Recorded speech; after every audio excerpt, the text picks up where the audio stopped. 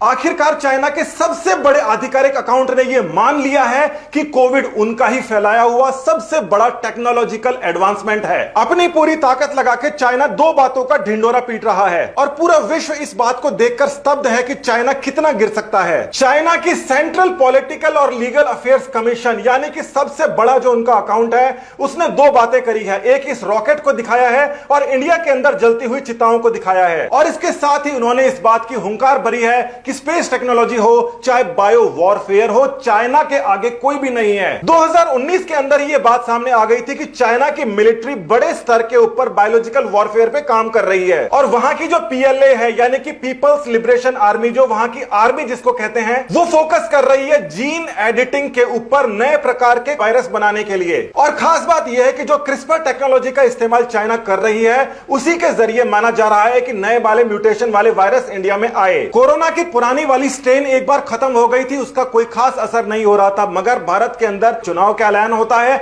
और 4 मार्च को पहली पीक शुरुआत हो जाती है, ठीक 7 दिन बाद। पूरा विश्व इस बात को लेकर हैरान है कि म्यूटेंट 1 और म्यूटेंट 2 इंडिया के अंदर आके एक साथ में डबल म्यूटेंट कैसे बने। ये जो डबल म्यूटेंट है, इसके इस प्रकार से बनने की probability rare of the rarest है नेचर के अंदर। दुनिया भर के विश्व प्रसिद्ध बायोटेक्नोलॉजिस्ट इस बात को लेकर तो सहमत हैं कि किसी भी बीमारी का म्यूटेंट बन सकता है, मगर इस बात को लेकर कोई भी सहमत नहीं है कि दो अलग अलग म्यूटेंट इतनी जल्दी किसी एक वायरस के अंदर आ जाएं, वो भी नेचर के अंदर। अब इस बात को लेकर आप सहमत हो सकते हैं कि ठीक है, चुनाव के 7 दिन बाद में पीक आनी शुरू हुई, जब पहली बार सिम्टम आते हैं 7 दिन बाद, मगर इस बात को आप लेकर कैसे सहमत होंगे कि ये म्यूटेशन, ये लिंकेज कहां से शुरुआत हुई। और ये लीजिए वो खबर जो बताती है कि वेस्ट बंगाल से लीनिएज नई वाली शुरू हुई ठीक 7 दिन बाद, जो rarest of the rarest of the rarest बात है। एक नए प्रकार की लीनिएज B1618 बंगाल के अंदर शुरू हो जाती है, जिसकी वजह से पूरे इंडिया में त्राही त्राही बच जाती है। पूरे विश्व के अंदर कोरोना खत्म हो गया था, हमने देखा था कि बाकी जगह की जो पीक्स है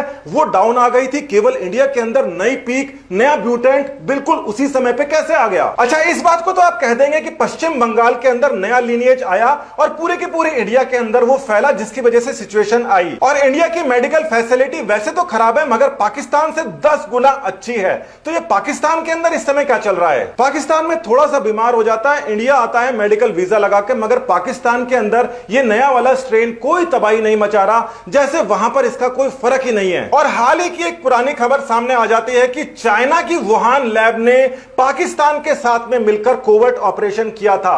ये वुहान वाली लैब पाकिस्तान में क्या कर रही है? 2013 के अंदर सीपैक शुरू हुआ था और 2015 से चाइना ने एक प्रकार से पाकिस्तान पर कब्जा कर रखा है। रिपोर्ट के अनुसार कम से कम 5 हाई लेवल पैथोजेंस का वहां पर परीक्षण चल रहा है, और इसके अंदर वही वुहान इंस्टीट्यूट ऑफ वायरोलॉजी शामिल है। चाइना की कोई भी बात ताइवान से छुपी नहीं है। ताइवान की बहुत सारी कंपनी चाइना के अंदर ऑपरेट करती है, उन्होंने बहुत ही सनसनीखेज खुलासा किया था। ये जो नई पीक आई है, ठीक इसी समय एक और खुलासा हुआ था कि चाइना की सिनोफार्म वैक्सीन मेकर जो है, जो कि कोविड की वैक्सीन बना रही है चाइना के अंदर, जिसके बाद के अंदर चाइना के अंदर कहीं पर भी कोविड नहीं फैला। इस कंपनी ने चाइना के लिए बहुत सारे बायो वॉरफेयर पे काम किया है। अब यहां पर देखिए, आर्मी जो है वायरस बनवाने का प्रोग्राम कर रही है, आर्मी के साथ में मिलकर वैक्सीन डेवलप करने वाली कंपनी काम कर रही है, और जो फैसिलिटीज आर्मी के साथ में काम कर रही है उसके अंदर Wuhan institute of biological products, वही वाली लैब शामिल है, जिसके ऊपर पूरी विश्व का शक है। वैसे आज के समय में इसको शक बोलना शक की बेइज्जती है, क्योंकि चाइना ने खुद ने स्वीकार कर लिया है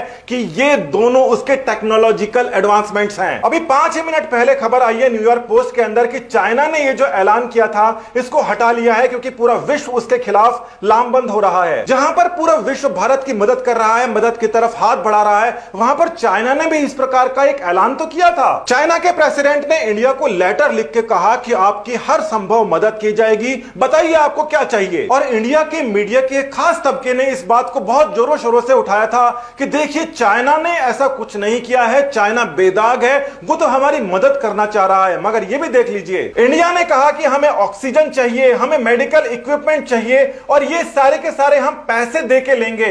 मगर चाइना ने क्या किया कि वहां से आने वाली जितनी भी एयरलाइंस हैं उसको बंद कर दिया। बोला 15 दिन तक आपके यहां पर कंडीशन खराब है, उसके बाद में हम सोचेंगे। 15 दिन के बाद में सोचेंगे कि आपने जो पेमेंट कर दिया है उसका जो सामान है वो भेजना है कि नहीं, और साथ ही के अंदर कह रहे हैं कि बताओ आपको क्या मदद चाहिए। देखिए, वायरस चाइना का है, वैक्सीन चाइना ने पहले से बना रखी है, म्यूटेंट को इंडिया के अंदर अगर वो फैला रहा है उसके बाद में जीडीपी उनकी 18.3% राइज कर जाती है और चाइना के अंदर वायरस नहीं फैलता। इसको लेकर लोग केवल कयास लगा रहे थे, मगर चाइना ने कहा कि बहुत हो गया खेल, अब हम मान ही लेते हैं कि ये हमारा टेक्नोलॉजिकल एडवांसमेंट है, इसीलिए आगे के लिए आप संभल के रहना। पूरे विश्व भर के लिए ये बहुत ही ज्यादा खतरनाक स्थिति है। खतरनाक इसलिए कि और भी ज्यादा म्यूटेंट्स चाइना ने बना के रखे हो सकते हैं, और जब वो ओपनली इस बात को स्वीकार कर रहा है इसका मतलब 100% वो कॉन्फिडेंट है कि वो आने वाले समय में क्या कर सकता है। WHO को चाइना ने किस प्रकार से खरीदा, अमेरिका को उससे बाहर जाना पड़ा, यूनाइटेड नेशन के अंदर